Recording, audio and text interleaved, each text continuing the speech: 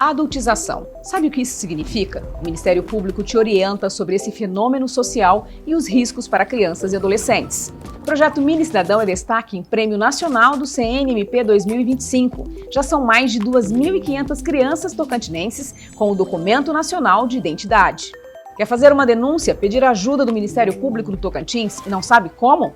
MPTO Cidadão é o nosso aplicativo. Fica com a gente que o MP em Ação está começando.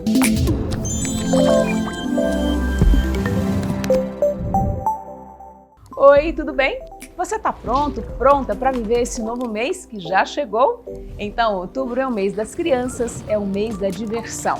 Mas para que a alegria seja completa, é preciso garantir a proteção de crianças e adolescentes. E um novo fenômeno social vem tirando aí o sono de muitos pais e colocando em risco a meninada. Você já ouviu falar da adultização? O promotor de justiça Sidney Fiore explica pra gente o que é isso, no quadro Diz aí, MP.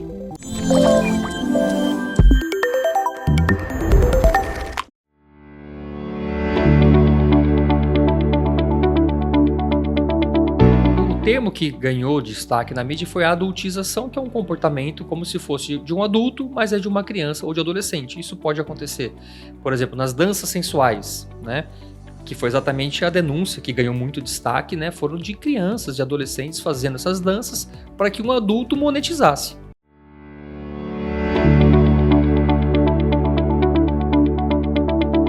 Nós temos hoje muitos artistas mirins fazendo uma série de programas artísticos, né, em redes sociais e ganhando muito dinheiro. Então tudo isso é adultização, é a criança que está, digamos, pulando uma etapa da vida, já com deveres, com responsabilidades como se fossem de adultos.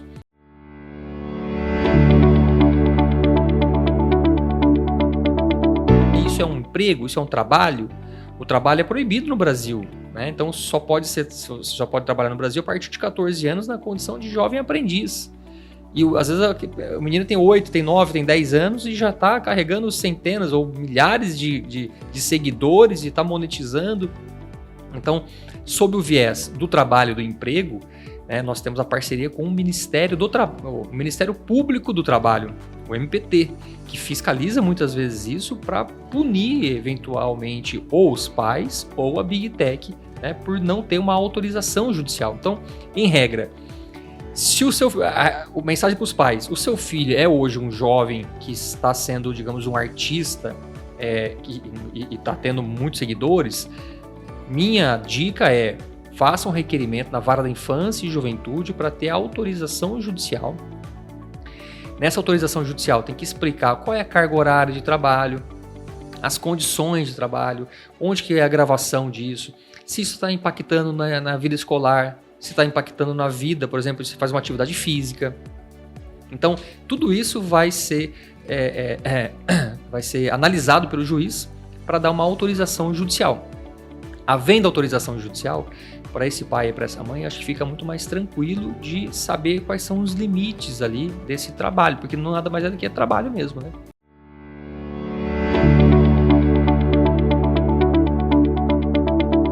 Os médicos, os psiquiatras, eles têm uma certeza, uma correlação entre o aumento dessas plataformas, redes sociais e essas questões de saúde mental.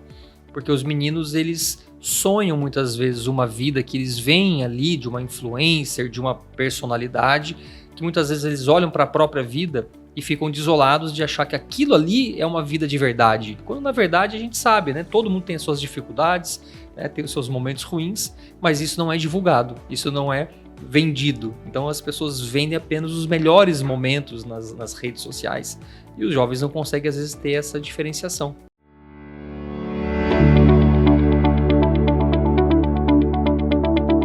A lei, ela está em vacatio legis, o que significa que ela de fato vai ter validade daqui 6 meses. A princípio ia ser 1 ano, né, mas encurtou para 6 meses. Então essas plataformas digitais estavam de uma maneira totalmente perdida, né? Então os meninos, eles estavam soltos ali. Então agora, com essa lei nova, que está sendo chamada de Estatuto da Criança Digital, veio para ajudar pais ou responsáveis a ter um pouco mais de controle sobre a vida dos filhos dentro dessas plataformas.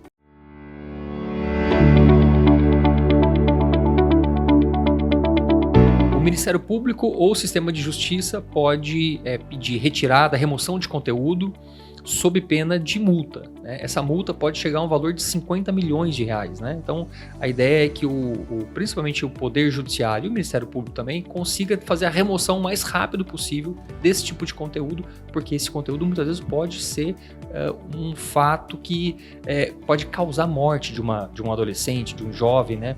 Por exemplo, nudes que caem numa rede social, isso pode trazer um prejuízo para sempre, né? Para uma jovem.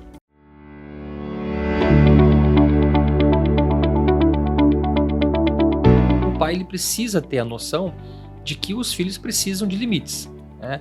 Agora, com o Estatuto Digital, isso tudo vai ser mais fácil, porque a própria Big Tech, a própria rede social, ela vai ter que oferecer ferramentas que vão facilitar a vida dos pais para ter esse controle parental. Como, por exemplo, tempo de uso de um celular, tempo de tela, tempo de navegação. O pai vai poder estar vinculado à mesma conta do filho para poder saber o que o filho está vendo na rede social.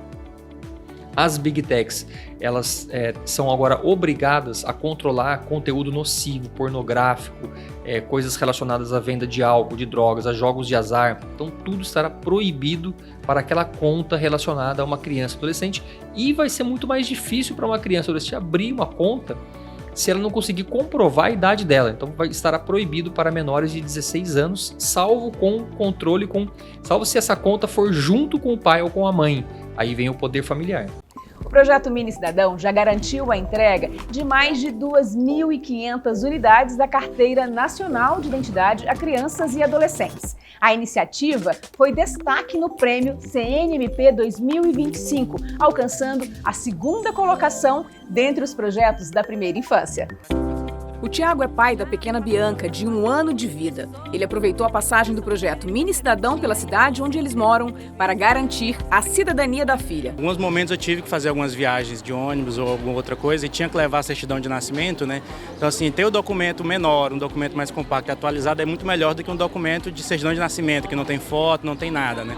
Então realmente a gente precisa bastante do documento e podendo tirar ele hoje com facilidade é um grande avanço pra gente, né? O Valentim, de 6 anos, também já está com a identidade oficial nas mãos. A mãe, Dona Domingas, não perdeu tempo e aproveitou a oportunidade. É muito bom, né? Porque é gratuito e a gente aproveita e já faz, né? Sem poder deslocar para outro lugar. O Mini Cidadão do Ministério Público do Tocantins está garantindo o acesso de crianças e adolescentes à primeira identidade. O projeto começou em agosto de 2023 e já emitiu mais de 2.500 unidades da Carteira de Identidade Nacional para crianças e adolescentes de até 14 anos de idade, da rede pública de ensino. A iniciativa foi destaque no prêmio CNMP 2025 do Conselho Nacional do Ministério Público, alcançando o 2º lugar na categoria Primeira Infância. Agora, o Mini Cidadão está percorrendo vários municípios do Tocantins. O Ministério Público vem com seus serviços, não só da ouvidoria, mas do Mini Cidadão, que foi recentemente premiado em Brasília, e que vai ser estendido aos demais municípios do estado. A intenção é, a cada dia, priorizar a realização desse serviço e atingir aquelas cidades que ainda não possuem ele. É muito importante, né? Porque a gente viaja e precisa da identidade, aí já está pronto, aí não vamos pagar nada, facilidade está muito boa. O Mini Cidadão é realizado com o apoio do Instituto de Identificação, Receita Federal e das Secretarias Municipais de Educação. O MPTO facilita o acesso ao documento, assegurando o reconhecimento e a segurança de cada uma dessas crianças. Garantir a identificação biométrica desde cedo é uma ferramenta poderosa contra os desaparecimentos e o tráfico de crianças, porque cada criança e adolescente identificada é uma vida protegida e um futuro cidadão em construção.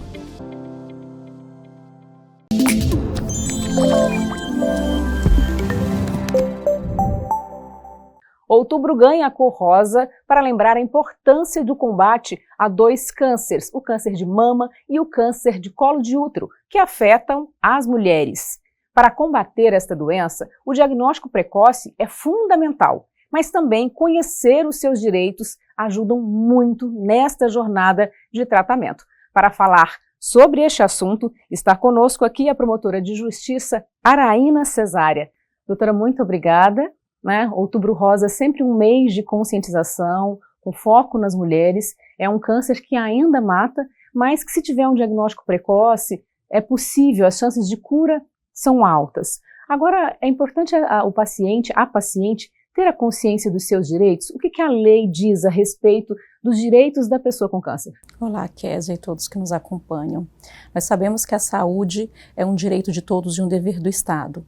E a nossa Constituição da República já diz que todos, de maneira universal e igualitária, têm direito às ações e serviços de saúde, sejam a promoção ou a recuperação, mas também a prevenção.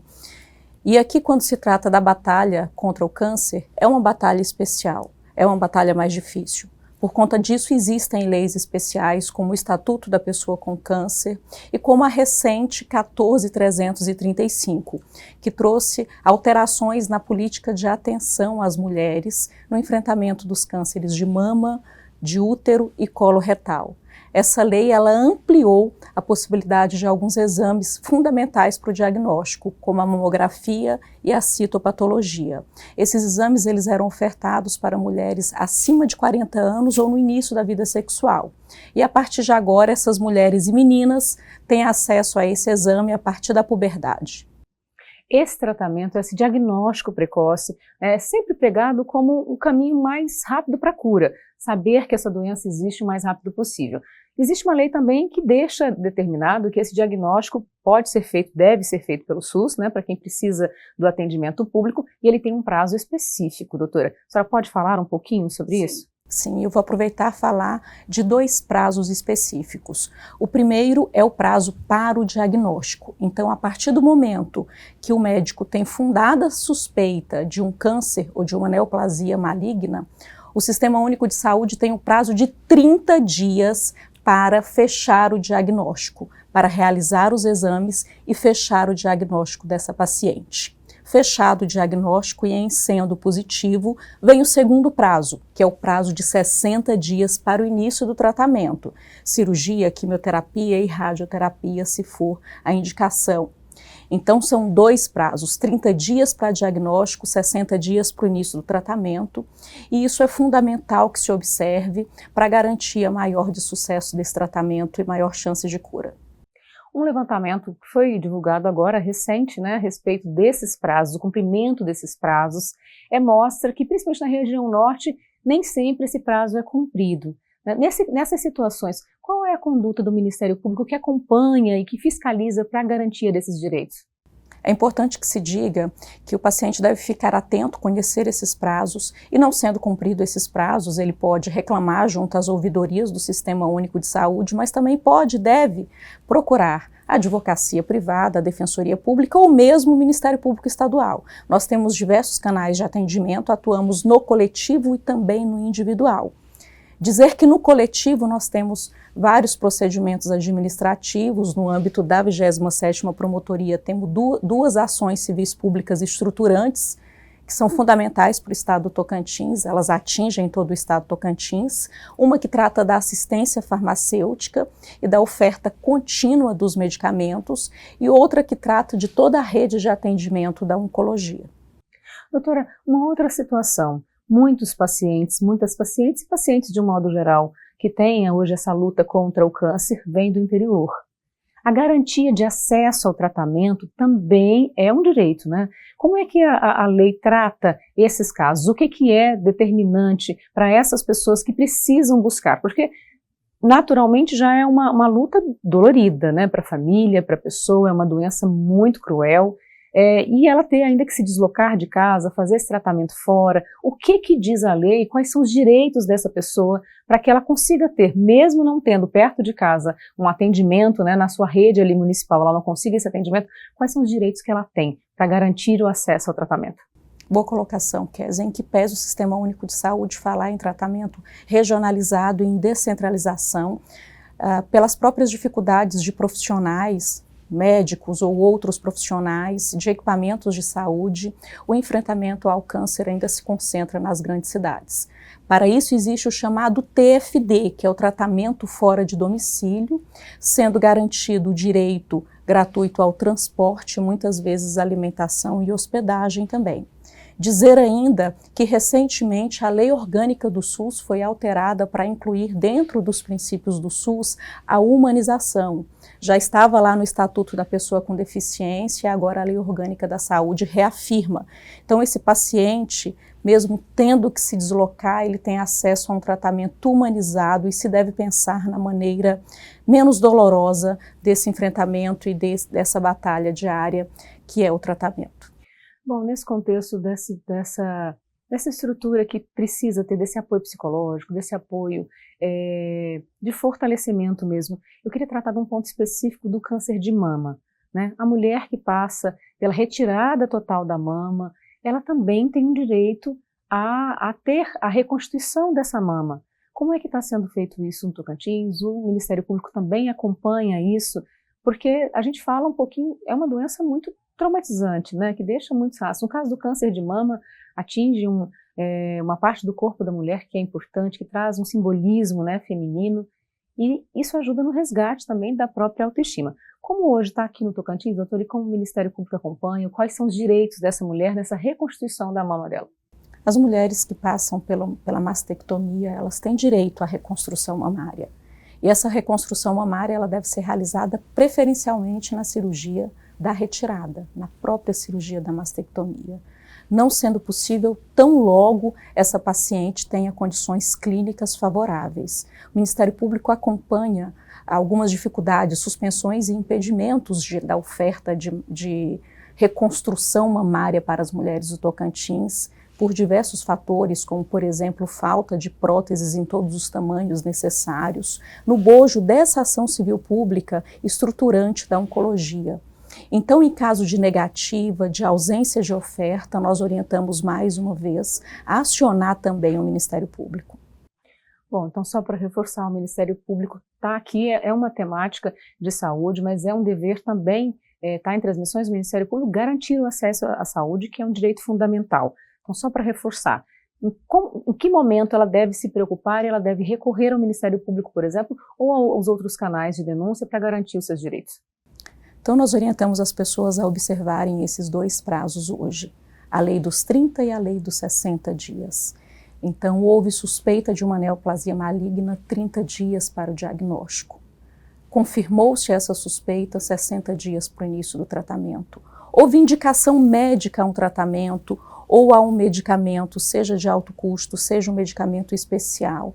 Não houve oferta num prazo razoável, vamos supor uns 30 dias depois de acionada a Secretaria de Saúde, procurar o Ministério Público através dos nossos mais diversos canais para que a gente possa tomar as medidas cabíveis e, em geral, são tentativa administrativa de solução do problema e depois implementação de uma ação civil pública para submeter a questão ao judiciário. Lembrando que todo paciente que enfrenta o câncer tem prioridade absoluta nos nossos atendimentos. Muito obrigada, doutora, obrigada por essas explicações. Conhecendo mais os seus direitos, é um reforço nessa trajetória que é tão difícil, que é o combate ao câncer, né? Eu que agradeço, Kézia, estamos aqui à disposição. Bom, a gente lembra também que no caso do câncer de mama é sempre importante o autoexame das mamas para que tenha também essa detecção rápida e para que você possa ter um tratamento ainda mais rápido.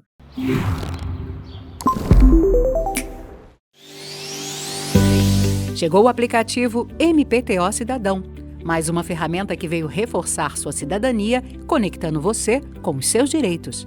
Com ele, é possível fazer denúncias, acompanhar o andamento de procedimentos, protocolar documentos, emitir certidões, conferir as últimas notícias, encontrar uma unidade do MPTO mais próxima, entre outras funcionalidades. Acesse e se comunique com o Ministério Público de forma segura, ágil e prática, a qualquer hora. Se os seus direitos foram violados, a solução agora está na palma da sua mão. Registre denúncias e acompanhe de forma online todo o andamento da sua reclamação. Baixe gratuitamente o aplicativo MPTO Cidadão, disponível nas plataformas Android e iOS. Outubro é um mês do Tocantins e também da comemoração da promulgação da Constituição de 1988. A gente fala sobre isso já já.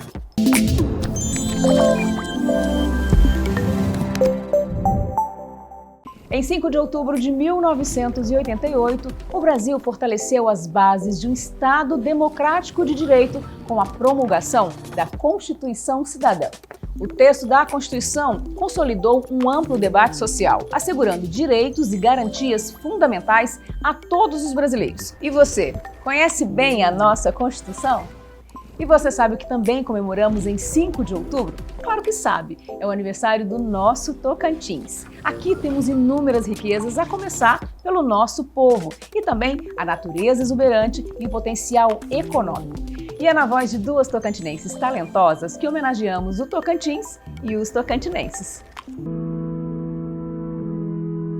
Deixa eu me apresentar, que eu acabei de chegar. Depois que me escutar, você vai lembrar meu nome. É que eu sou de um lugar onde o céu molha o chão, céu e chão gruda no pé, amarelo, azul e branco. Meu caminho é novo, mas meu povo não. Meu coração de fogo vem do coração do meu país. Meu caminho é novo, mas meu povo não. O norte é minha seta, o meu eixo, a minha raiz. E quando eu canto cor, e quando eu grito cor, quando eu espalho cor, eu conto a minha história. Ministério Público do Tocantins, conectando você com seus direitos. E a gente fica por aqui desejando a você um ótimo mês de outubro e até a próxima.